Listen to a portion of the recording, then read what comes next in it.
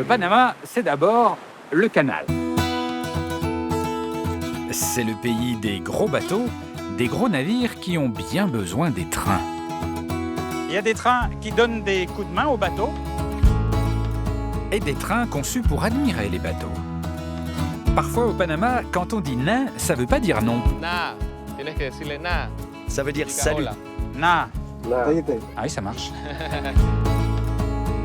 Ici, on peut être paresseux et ça ne pose aucun problème. Donc, pour apprendre à rester sur la bonne voie, Pour apprendre à bien se tenir à table, Si sa mère voit ça, elle va m'engueuler. pour enfin trouver un endroit où être tranquille, le train c'est pas mal.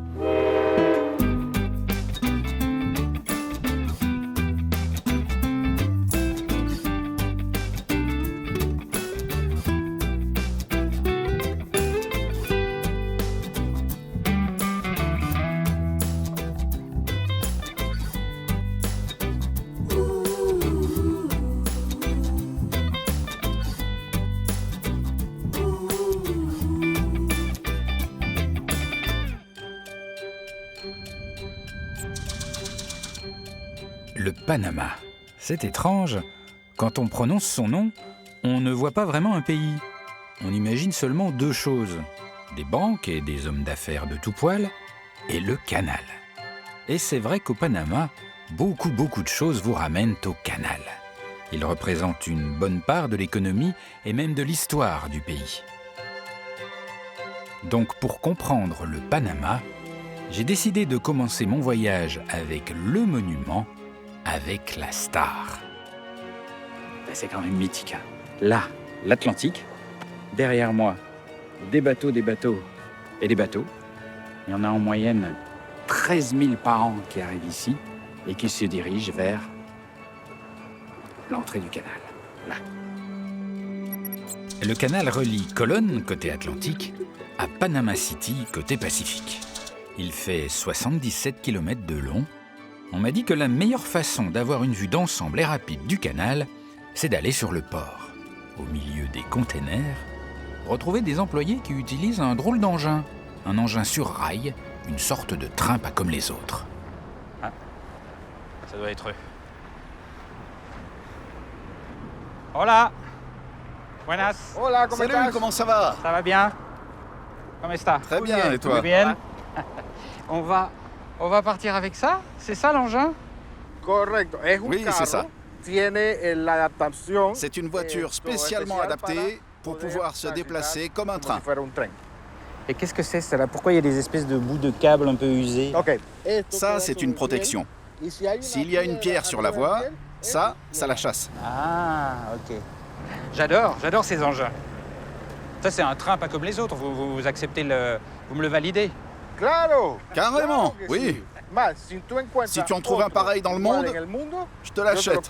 Alors, je ne vais pas vous faire de la peine, mais j'en ai aperçu un rapidement au Canada, au nord-nord du Québec, qui avançait comme ça pour contrôler les voies dans la neige, mais il n'y avait pas ce petit système de nettoyeur. Il y a ça seulement au Panama. Bon, ok. Bon, on va où là avec cet engin? On va partir de la ville de Colón vers la ville de Panama. On va passer du côté Atlantique au côté Pacifique en longeant le canal de Panama sur la voie ferrée. Moi, mon but, c'est d'inspecter la voie ferrée et contrôler un chantier que j'ai sur un pont. Ah, ok. On y va? Ah. La sécurité d'abord. Seguridad primero. Je vais devenir gilet jaune au Panama. Allons-y.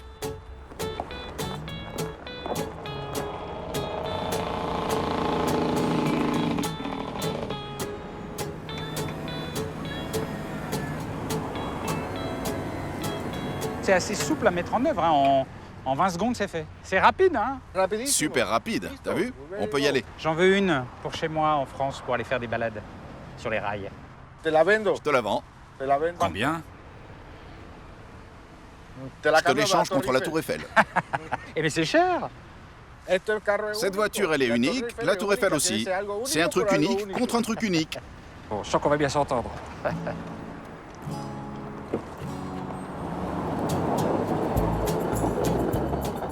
Ah, ça démarre bien, hein, c'est beaucoup plus vif qu'un train. Oui, c'est comme une voiture sur la route. Il y a une bonne accélération et des bons freins. Et on peut monter jusqu'à quelle vitesse avec cette voiture? Sur cette portion ici, la voiture peut rouler à 45 km/h.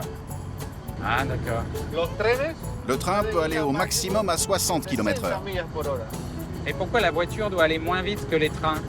Parce que la voiture est plus légère, moins stable que le train. Et alors ce que j'aime bien, c'est que vous pouvez me répondre en lâchant le volant. C'est pas mal?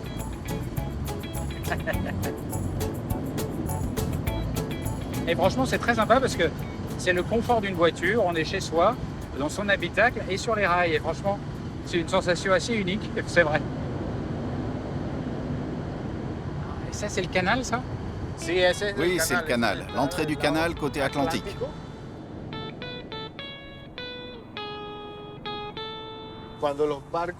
Quand les bateaux entrent dans le canal, ils passent par des écluses. Ensuite, ils continuent sur un grand lac artificiel. Et à la fin, ils repassent par des écluses et se retrouvent sur la mer. Ah, oui. C'est-à-dire qu'on pense souvent que le canal de Panama, c'est seulement un canal étroit comme ça sur toute la longueur, mais pas du tout. C'est un petit canal au début, puis après, les bateaux passent sur un lac artificiel créé pour ça, et puis après, ils repassent dans un endroit plus étroit, dans un canal. Et ça, c'est vrai qu'il n'y a pas beaucoup de gens qui le savent, ça, que les bateaux passent surtout sur un lac. Et ce fameux lac sera ma vraie découverte.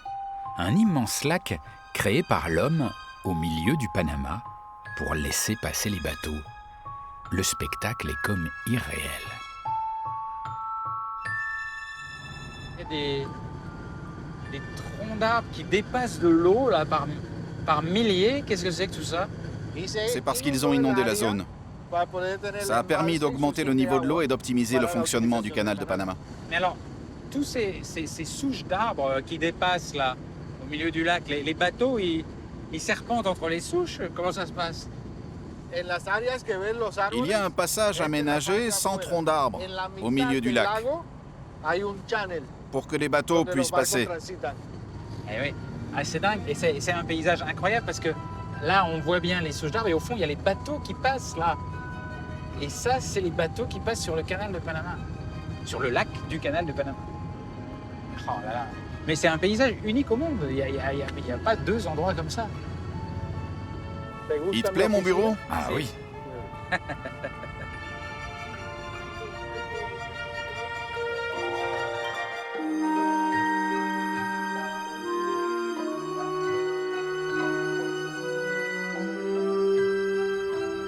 Et cette voie ferrée alors qui longe le canal, là, elle sert à quoi en vrai?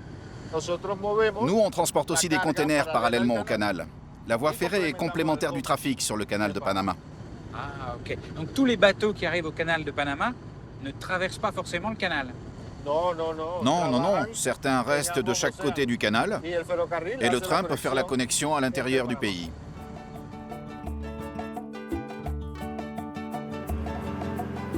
Nous arrivons au niveau du chantier. Ils sont en train de changer les traverses d'un pont. Et c'est là que je dois quitter mon conducteur de train pas comme les autres. Eh bien écoutez, bon courage pour tous vos travaux. Et c'était super de découvrir avec vous ce canal de cette façon-là. J'ai adoré, franchement super. Tant mieux, tu es toujours le bienvenu. Et je serais bien reparti avec votre voiture, mais bon, je crois que ça se fait pas. Si tu veux, mais rappelle-toi notre marché. Ah oui, c'est vrai. Bon, bah, je vous la laisse. Allez, ciao.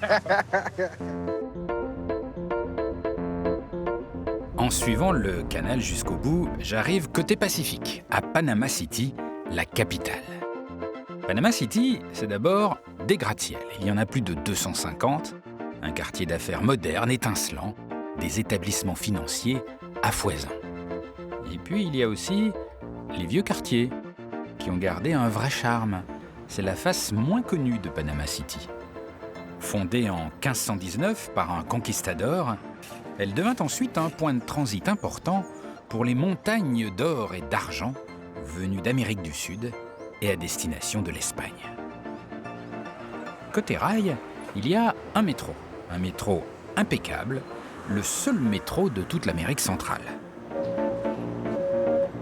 Les Panaméens en sont assez fiers, ils sentent encore le neuf et de nouvelles lignes sont déjà prévues pour essayer de réduire le trafic automobile.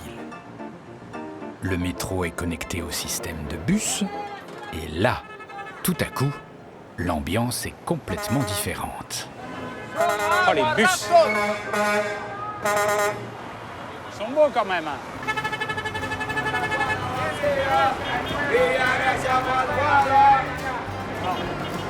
Le truc, c'est que quand on cherche son bus, il ne faut pas ouvrir les yeux, il faut ouvrir les oreilles.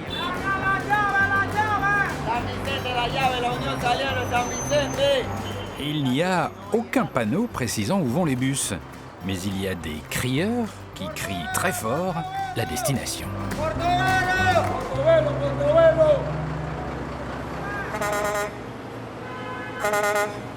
Où il va celui-là?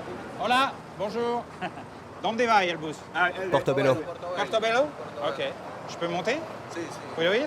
Vas-y, Et faut acheter un ticket, faut... tu paieras en chemin. Ah, ok, d'accord. Ah bah il y a du monde, ah bah c'est plein. Presque plein.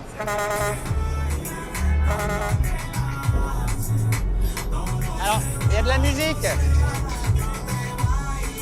Il y a de la musique, mais à fond. Et la musique, elle est forte. Oui, Si? C'est toujours comme ça? dans certains bus, oui, il y a de la musique, mais dans d'autres, non. Ah. Et vous aimez? Oui, ça me plaît, mais pas aussi fort. Franchement, j'ai jamais vu ça. Il y a les parois du bus qui tremblent avec la musique.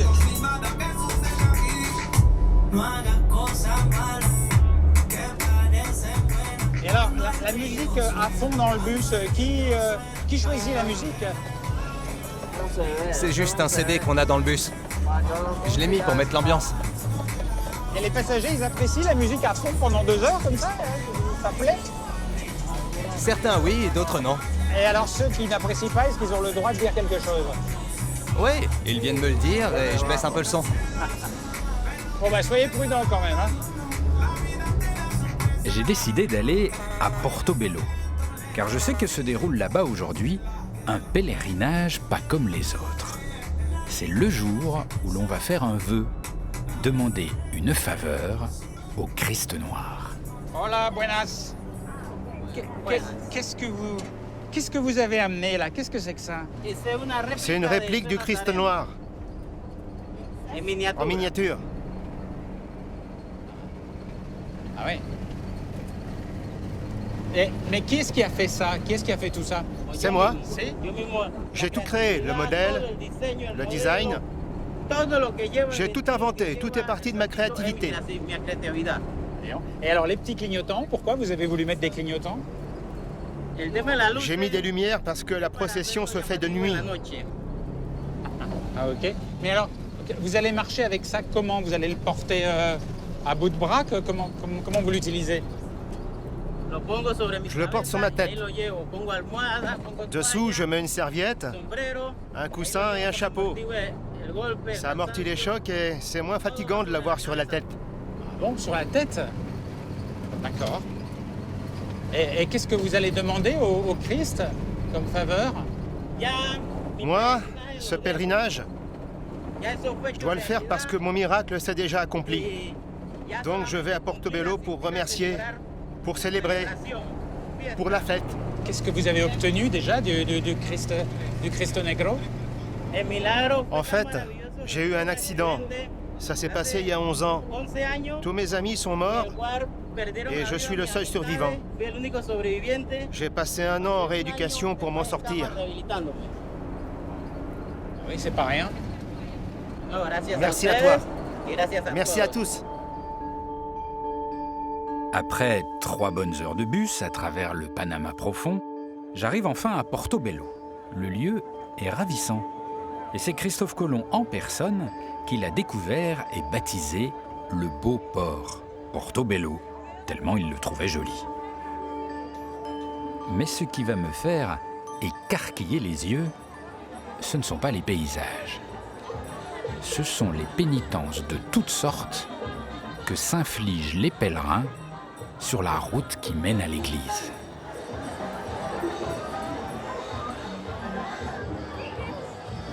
Alors ça, c'est quand même un dingue.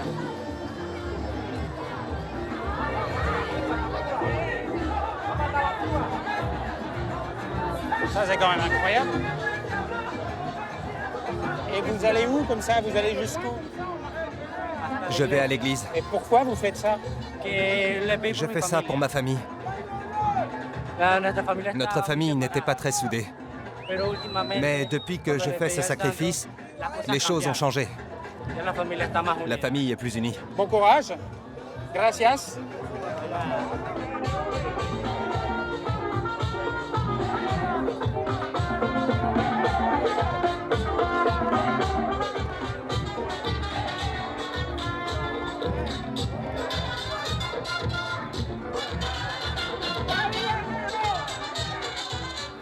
Qu'est-ce que vous faites avec les bougies, là?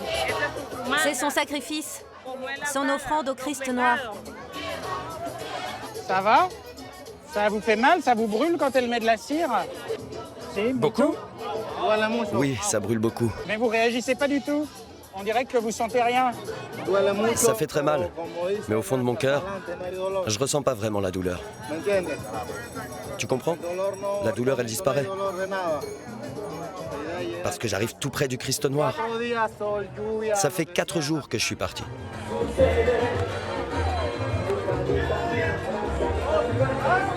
C'est quand même incroyable, incroyable. 4 jours comme ça, mais 4 jours à ramper sur la route comme ça, normalement on se blesse, mais je vois pas de blessure. C'est des ampoules, ah ouais. Oui, c'est des ampoules. J'en ai aussi aux pieds. J'ai des blessures un peu partout. Vous êtes très courageux. Ma foi est grande pour le Christ noir de Portobello.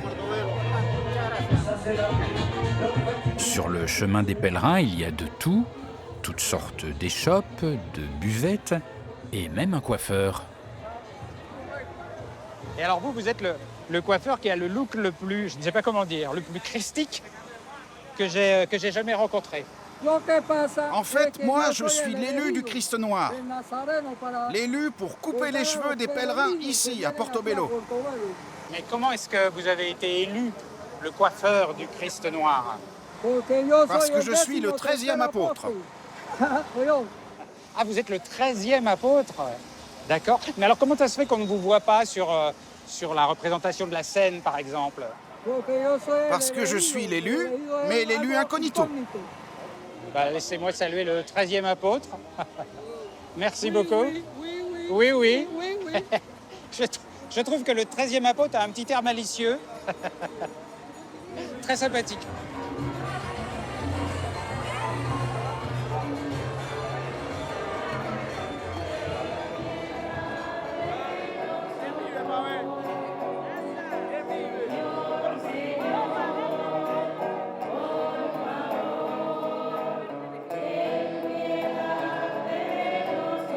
Sacerdotes y demás ministros. Iniciamos con el canto de 4 jours. entrada. 4 días. Está Vous avez feito. réussi? Oui, j'ai réussi. Bravo. Qu'est-ce que vous ressentez après 4 jours de souffrance quand même? Je ressens une grande satisfaction d'avoir pu faire cette offrande. Qu'est-ce que vous avez demandé au Christ? La santé pour mes fils. Oui, c'est ça. La santé. Et que la famille ait toujours de quoi manger. J'espère que tous vos vœux se réaliseront. Et je ne suis pas au bout de mes surprises. Tout à coup, sans prévenir, se lève une clameur.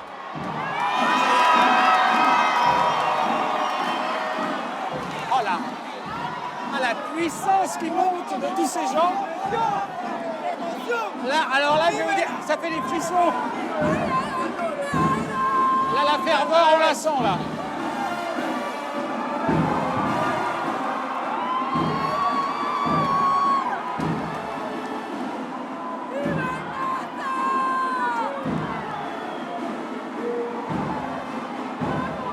Des milliers de pèlerins s'élancent dans la nuit, dans une lente procession, en criant, chantant, dansant leur foi, leur adoration pour le Christ noir.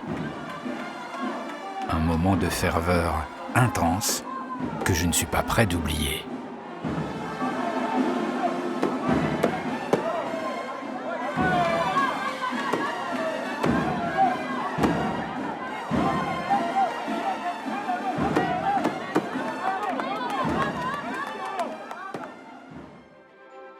Au petit matin, tout me paraît bien paisible. J'ai très envie de retourner sur le canal car j'ai réussi à obtenir l'autorisation de monter à bord d'un engin exceptionnel. Ce que peu de gens savent, c'est que les bateaux, pour passer les écluses du canal de Panama, ont besoin du train. Et oui, au Panama, les trains sont discrets, mais indispensables. Bon, là, il y a un gros bateau qui arrive. Ça doit être un pétrolier, je pense. Donc pour l'instant, il est guidé plutôt par des remorqueurs. Mais là, pour l'écluse, il y a toute une armée de petites locaux qui déboulent là. Et c'est elles qui vont prendre la main.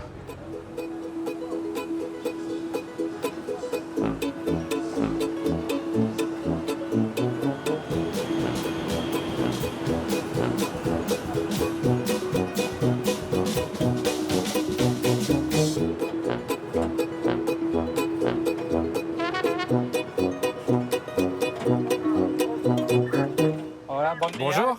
Bonjour. Comment ça va? Bien, bien. Qu'est-ce que vous regardez là? Je vous sens extrêmement concentré.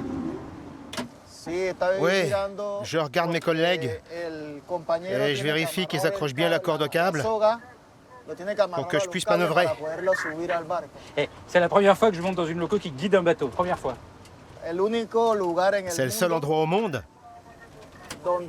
où on utilise ce genre de locomotive. J'ai pas bien compris. Toutes ces locaux là, elles vont tirer le bateau, retenir le bateau. Qu'est-ce qu'elles vont faire? Les locomotives aident à maintenir le bateau au centre du canal pour qu'il ne touche pas les bords. Donc chaque loco tire un petit peu ou laisse un peu de mou et ajuste comme ça au millimètre, c'est ça? Oui, c'est ça. Mais comment vous savez dans votre loco ce que vous devez faire par rapport aux autres locaux? Parce que si ce n'est une qui tire et vous tirez dans l'autre sens, ça va pas. Avec les instruments que j'ai là, je sais quelle force je peux exercer. Ah dis donc, mais c'est super précis. Et pour les plus gros bateaux, il y a combien de centimètres entre le mur de l'écluse et la coque du navire? 60 cm de ce côté et 60 de l'autre. 60 centimètres. Et avec un bateau qui fait des milliers de tonnes, c'est un travail d'horloger. Oui. Il faut de la précision et de la coordination entre tous les collègues. Pour un bateau comme ça, il faut 6 locomotives. Ah oui, vous êtes comme une équipe de foot. Oui, c'est ça. Comme une équipe de football. Le capitaine donne les ordres et nous, l'équipe, on joue la partie. Et vous jouez avec un gros ballon de 50 000 tonnes. Plus ou moins, oui. Un ballon de 50 000 tonnes. Ah, c'est reparti là.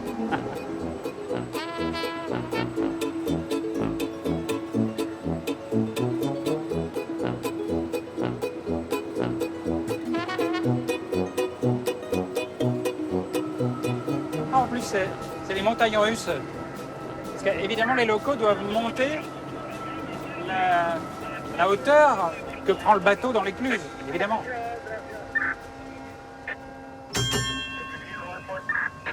Ce qui m'épate le plus, c'est l'apparente facilité avec laquelle tout ça se fait, alors que c'est au millimètre qu'on transporte des milliers de tonnes, qu'il y a des enjeux considérables. Et voilà, ça se fait cool et assez rapidement. Sur le navire, l'ambiance est relaxe pendant le passage de l'écluse. Qu'est-ce qui vous plaît dans ce métier-là? C'est le côté très précis, c'est le risque, c'est quoi? En fait, j'aime beaucoup mon travail. Il me plaît ce poste. Ça fait 20 ans que je conduis ces locomotives. Parfois, c'est un peu stressant. Ça dépend des bateaux. Il y a des bateaux avec lesquels c'est plus compliqué. Mais ça m'amuse. Ça peut être difficile, mais ça me plaît. Et pour moi, ça se passe bien. Ah, ça y est, il y a l'écluse qui s'ouvre.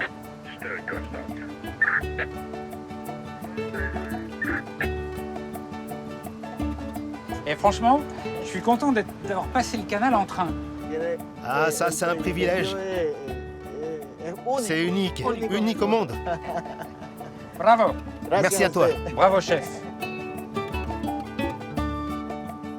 Le bateau quitte l'écluse et ses petites locaux courageuses. Je regrette un peu que les écluses plus larges, construites parallèlement pour gérer les plus gros bateaux, n'utilisent plus ce système de guidage. Le canal traverse des paysages de forêts luxuriantes. Le Panama, c'est aussi une nature incroyable. Un tiers du pays est constitué de zones protégées. Près de la moitié est couverte de forêts. Des forêts d'une biodiversité exceptionnelle et dans lesquelles vivent les paresseux, ces étranges petits animaux qui, au cœur de la forêt, ont un refuge. Un endroit où les orphelins et les blessés sont recueillis. C'est là. J'aime bien. Slow down and relax. Sois cool et relax. Hola. Bonjour. Hola. Bonjour. Bienvenue. Comment ça va? Est-ce que vous êtes cool et relax? Non. Non? Non. Parce qu'il y a toujours des animaux, tout le temps. Ah, d'accord. Donc, il n'y a que les paresseux qui ont le droit d'être paresseux ici? Oui. Alors, moi, je trépigne d'en voir un de près, parce que c'est pas facile en forêt d'en voir. Bien. Je vais te montrer l'un des plus intéressants de tous. Ah, il est là! Oui, c'est lui. C'est le paresseux football. Ah bon? On l'a appelé football parce que des enfants l'ont roué de coups de pied et lui ont causé des lésions au niveau des zones lombaires et cervicales. Ah bon? Ils s'en sont servis comme un ballon de foot? Oui, tout à fait. Ça fait 5 ou 6 mois qu'il est en traitement. Mais quand on l'a récupéré, il était totalement paralysé. Mais dis donc, il s'est créé quelque chose entre vous, il vous aime beaucoup. Oui, il est gentil avec tout le monde. Je crois qu'il sait qu'on est là pour le soigner.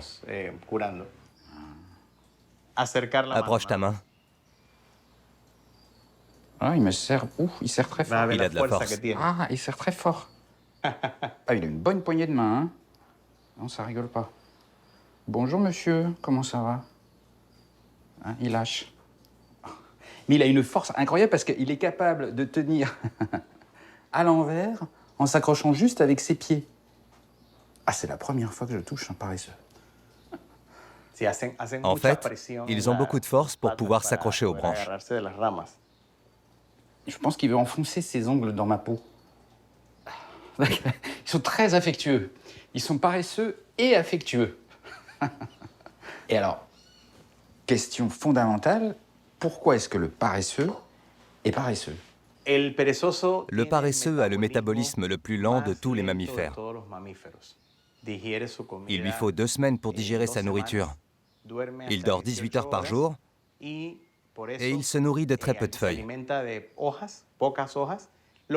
Et puis, grâce à sa lenteur, il passe inaperçu, on ne le remarque pas. C'est un mécanisme de défense pour survivre.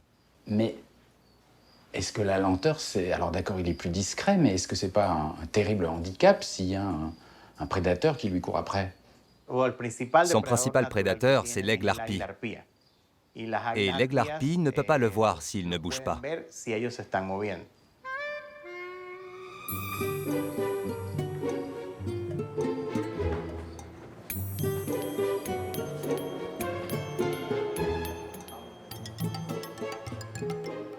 Oh, les bébés! Et c'est adorable!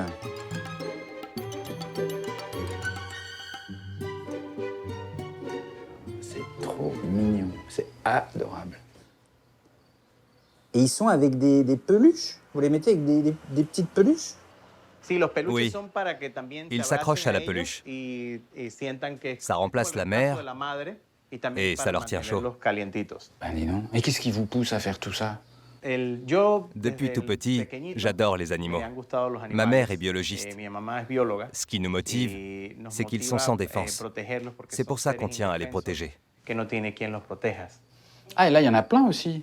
Ils sont tous ensemble, tous pelotonnés, j'adore. Ceux-là, je te propose de les nourrir avec moi. Si?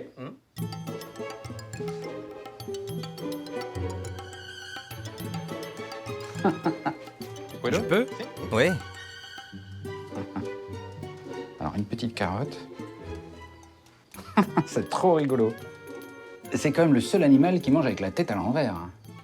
Tiens, petit poupou. Bonne carotte. Ah, c'est la bagarre, hein. Ils sont affamés, hein. Et alors lui, il est le nez dans l'assiette, lui. Carrément. C'est pas très. Vous les éduquez pas très bien, hein. Ça se fait pas de se comporter comme ça. Si sa mère voit ça, elle va m'engueuler. Lui, c'est un glouton. Mais quel vorace! Il est incroyablement vorace. Mais alors là, vous les habituez à avoir des bonnes carottes et des bons haricots bien préparés. Mais dans la forêt, qui est-ce qui va leur cuisiner des carottes? En fait, c'est seulement un complément. Ils mangent aussi des feuilles.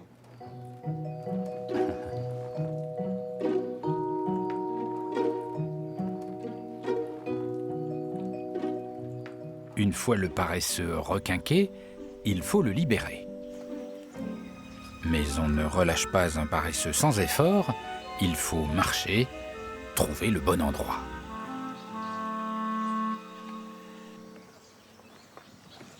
Ici. On va l'installer ici, c'est parfait. Sur ce tout petit arbre-là? Oui, ici, parce qu'il pourra rejoindre facilement la forêt tropicale et les branches y sont bien connectées. Il n'aura pas de mal à s'orienter et à trouver de la nourriture. Ok. Ah, ça y est. Ça y est, le chemin de la liberté. C'est un grand jour pour lui. Oui. Bon, voyons. Son comportement est relativement normal, parce qu'il sait s'orienter. Mais il doit être sûr qu'on ne va pas le déranger. Et c'est marrant, il est toujours très lentement, mais déterminé et avec force. Ça me fascine, j'adore cet animal. Il n'a pas l'air à décider de partir, hein. Il trouve peut-être bien cet arbre-là, non? Non, pas du tout. C'est parce qu'on est là. Quand on les relâche en forêt, ils grimpent, cherchent une position sûre et ils attendent qu'on parte. Tant qu'on parle et qu'on reste, ils ne bougent pas. Bon, on va le laisser partir tranquillement, non? Exactement. Bye bye, paresseux. Hasta luego, perezoso. Hasta luego, perezoso. S'ils m'ont enseigné un truc, c'est lentement, mais sûrement. Eh bien, c'était super. Muchas gracias. Merci de votre visite. Et c'était super intéressant, super touchant. Et ce qui est le plus touchant, je crois, c'est votre amour pour ces animaux. C'est vraiment adorable. Merci. C'est assez difficile de quitter les petits paresseux. Mais il y a quelque chose qui me manque. Je suis au Panama depuis un bon bout de temps et je n'ai toujours pas pris de vrai train, avec des passagers, une loco et des voitures qui roulent en sifflant à travers la forêt. Eh bien là-bas, c'est difficile. Les trains sont tellement rares qu'en général, les Panaméens ne savent pas ce que ça fait de prendre un train. Les écoles organisent même des sorties spéciales pour faire découvrir aux enfants les sensations du train. Ils ont l'air bien sages, il n'y a pas un mot. Bonjour, hola, comment ça va? J'adore, ils sont tout timides. Et c'est là. Est-ce que vous êtes déjà monté dans un train? Non. Ah ouais. Et c'est comment un train d'après vous? Comment ça a fait de prendre le train? C'est une aventure. Une aventure? Très tranquille. C'est? Hein? Tranquillou. Tranquillito. Et ça bouge beaucoup. Et alors ça bouge comment? Vous pouvez me faire le mouvement du train, tous, là, comme vous l'imaginez? Ah, ça bouge comme ça, un train. Ah, voilà le train.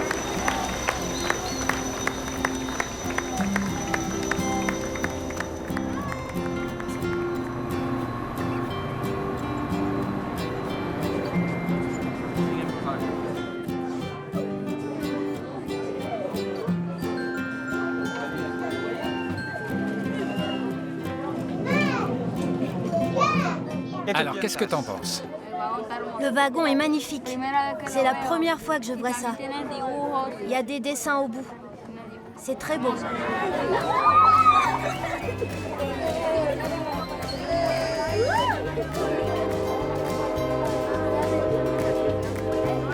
Et je vous l'ai dit, au Panama, tout ramène au canal.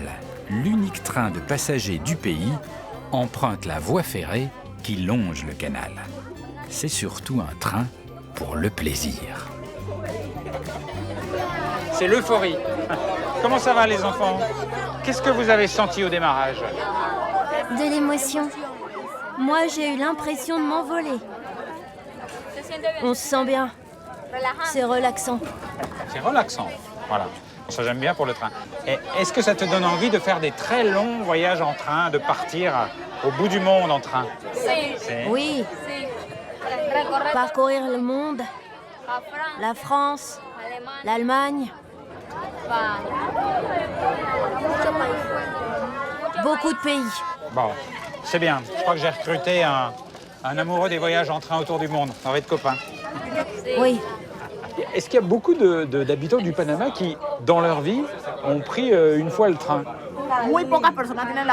Très peu de gens ont la chance de vivre cette expérience. Le train ici, c'est pas un moyen de transport classique. C'est très rare de pouvoir le prendre. Les enfants que j'accompagne le prennent pour la première fois. Ils ne pourraient pas faire ce voyage avec leur famille, faute de moyens.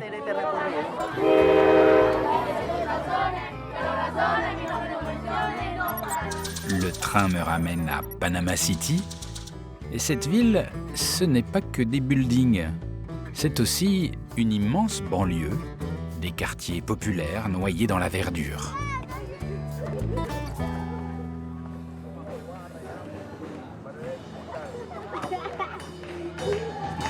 L'ambiance est très, très musicale dans le quartier.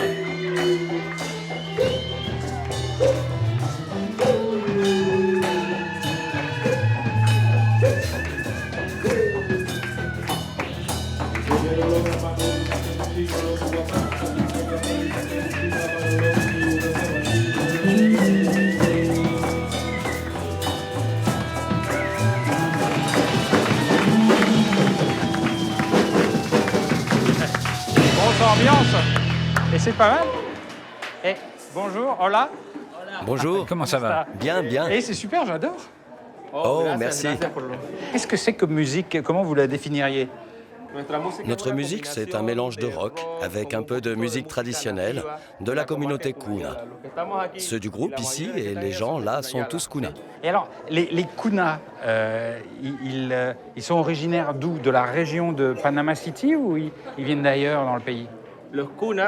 La majorité des Kuna vit ici, dans la capitale. Mais on est originaire de la région du nord-est du Panama, à la frontière de la Colombie. La terre des Kuna, c'est une frange de terre et tout un ensemble d'îles. Il y a 365 îles, une pour chaque jour de l'année. Ah oui, mais ça doit être merveilleux. C'est un archipel magnifique. Tu devrais aller voir.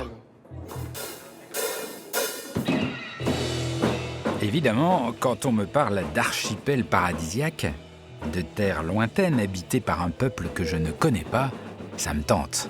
J'accepte volontiers leur invitation pour embarquer avec eux lorsqu'ils décident de rendre visite à la famille sur la terre des Kuna. 3 heures de route en lacet, nous franchissons des montagnes, des jungles, et tout à coup l'entrée du territoire Kuna, comme une frontière à l'intérieur même du Panama. Ok, gracias. Au-delà, les lois ne sont pas tout à fait les mêmes.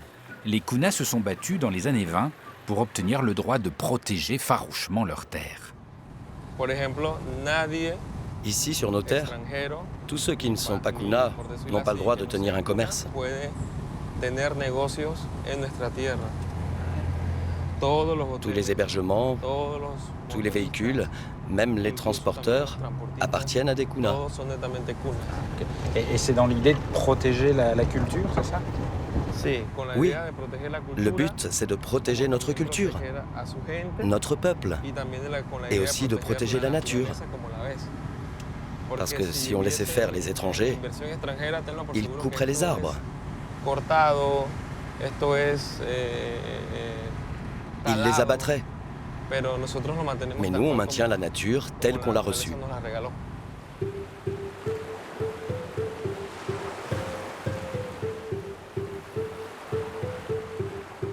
Nous embarquons pour les îles des Kuna. Je sens bien que j'accède à un autre monde. Un univers où peu de visiteurs se rendent.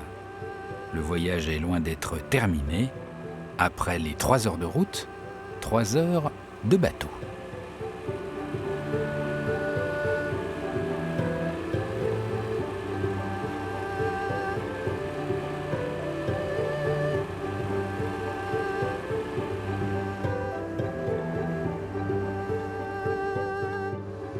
Et comment elle s'appelle, l'île sur laquelle vous habitez? Elle s'appelle l'île Tigre. Tigre? Pourquoi il y a des tigres? Non, il y a des îles qui ont le nom d'un animal. Il y a 365 îles, dont 49 sont habitées. Et ce sont celles-ci qui portent des noms d'animaux. Mais on ne donne pas que des noms d'animaux. On donne des noms en lien avec la nature. Des noms de plantes, des noms d'arbres. Ah ouais? Les Kuna sont très proches de la nature. Oui, on est très proche de la nature. C'est très important pour nous d'en prendre soin. Pour nous, la terre, c'est une mère. Tu prends soin de ta maman, pas vrai? Tu l'aimes beaucoup. C'est la même chose pour la terre. C'est comme une maman.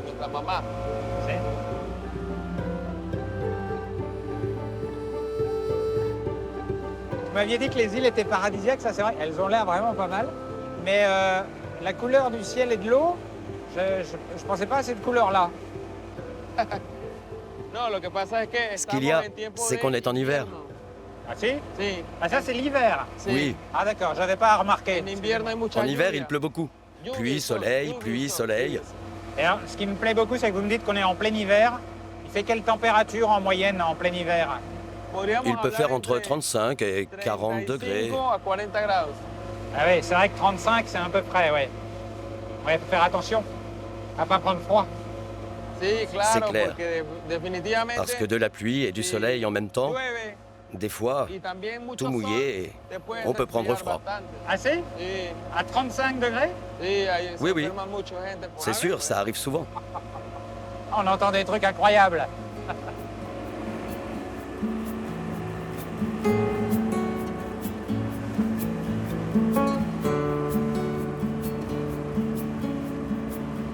C'est celle-là, là? Oui, la voilà, c'est l'île Tigre. Elle est très plate, cette île, mais il n'y a pas d'inondation? Si la mer monte de mètres, c'est fini? Oui, avec le réchauffement climatique, petit à petit, l'île est submergée.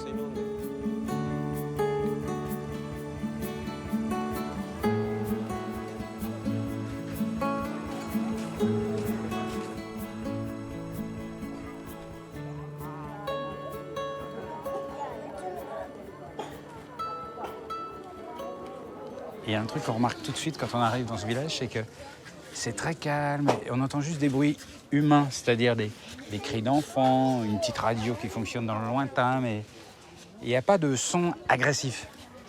Oui, les gens ici sont assez tranquilles. Les Kuna sont sociables, amicaux, ils offrent beaucoup d'amour, ont toujours les bras ouverts. Et c'est pour ça que j'adore venir ici. Ah, si?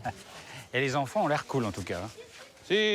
Oui, les enfants passent leur temps à s'amuser et à jouer dehors. Ils sont super gentils. C'est par là? Oui, c'est la maison d'un ami. Ça fait longtemps que je ne l'ai pas vu. Salut!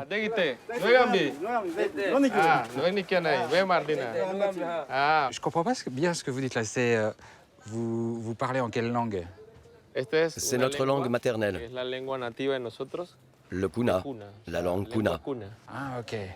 Et comment on dit bonjour en Kuna? Na. Tienes que decirle na. Ça veut dire salut. Na. Ah oui, ça marche. Allez, on se serre la main, ça c'est international. Hop, top, voilà.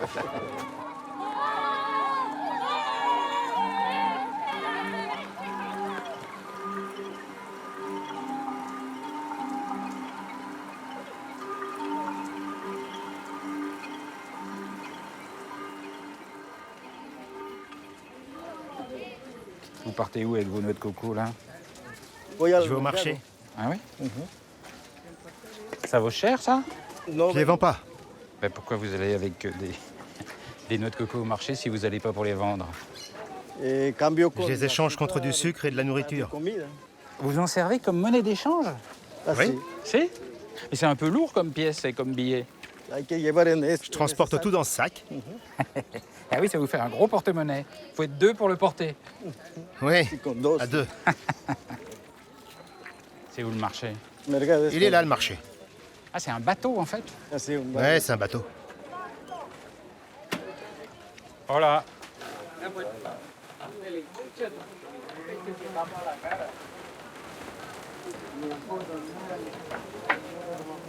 Vous êtes commerçant avec votre bateau et vous faites la tournée des îles, c'est ça? Nous, on fait le tour des îles. On échange la marchandise contre des noix de coco. Et pourquoi vous vous faites payer en noix de coco? Parce que vous pourriez demander de l'argent, comme ça se fait beaucoup. Il t'expliquera mieux, le patron. C'est lui. Bonjour, je suis Sanchez Cordoba, capitaine du Larfi. Mon business, c'est de faire des échanges pour récupérer les noix de coco et les revendre. Et ça marche bien? C'est un bon business? Oui, c'est un très bon business. On fait ça dans la famille depuis 50 ou 60 ans. Et elles sont où les marchandises là? Parce que je vois pas grand-chose à part un vélo pour faire de la gym. Tout ce qu'on vend est là, dans la cale. Et qu'est-ce qui se vend le mieux et le plus, chef? Le riz, le sucre, le chocolat et les gâteaux. Et vous échangez que contre des noix de coco? Oui, le bateau, c'est pour le business de noix de coco. Mais dans mon équipage, il y en a aussi qui récupèrent les canettes. Ils les achètent et puis ils les revendent en Colombie pour le recyclage. Ah, ok. Tout pour favoriser le business. Oui, avant, les kunas balançaient tout à la mer. Maintenant, ils gardent les canettes chez eux dans des sacs et ils attendent le bateau qui les achète. Donc tout pour le business, mais en plus bon pour la planète. Oui, pour la planète, l'écologie. Et ça leur fait gagner un peu d'argent en plus pour leur famille. Eh ben, muchas gracias. Merci. La petite île Tigre vit à son propre rythme. Elle est loin du monde et semble avoir envie de le rester. Environ 200 habitants, peu d'électricité, aucun véhicule. On ne capte le téléphone que sur quelques mètres carrés sous le dernier palmier de l'île. Les visiteurs sont les bienvenus, mais il n'y a pas grand-chose pour les loger.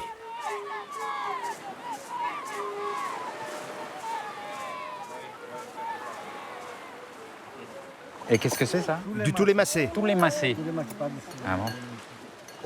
C'est du jus de noix de coco, des bananes plantains et du poisson. Ok. Ah, c'est pas mal. C'est froid? Oui, c'est froid. Ça, c'est du poisson fumé. Non, c'est bon. Oui, c'est bon. Bon appétit. Merci. Ah, j'aime bien ça. Je suis comme la petite. La petite, elle adore. Ça se voit. Elle en a partout. Elle adore en manger.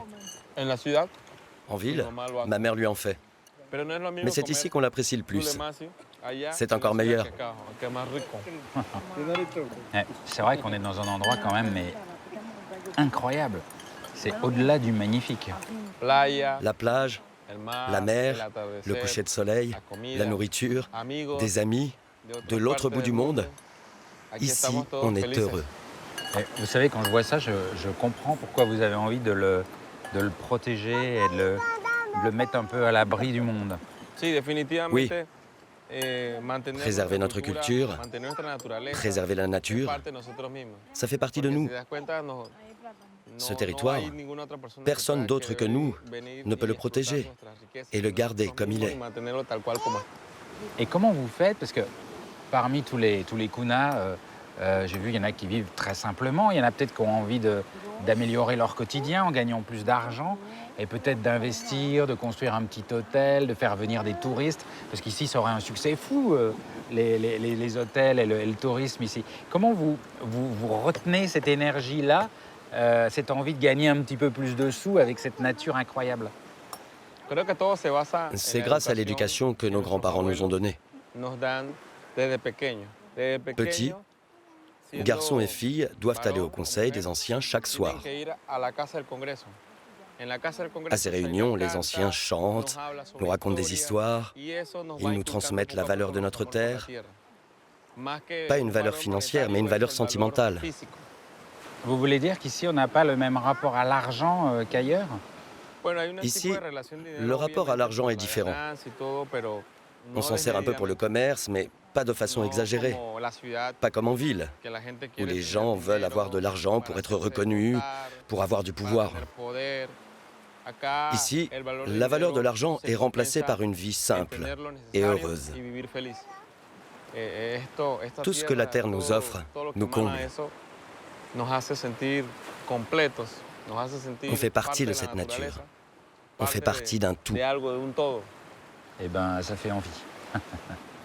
Muchas gracias. Oh, gracias. C'est un beau voyage. Super. Merci beaucoup.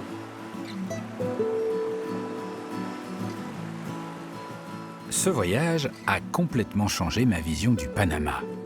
Ainsi donc, le Panama n'est pas qu'un paradis pour financiers ou un passage pour gros bateaux. Le Panama est bien un vrai pays avec de vrais Panaméens, des paysages superbes et une atmosphère à part qui allie subtilement le charme de l'Amérique du Sud et une certaine rigueur de l'Amérique du Nord. Le Panama est bien plus que ce qu'on croit.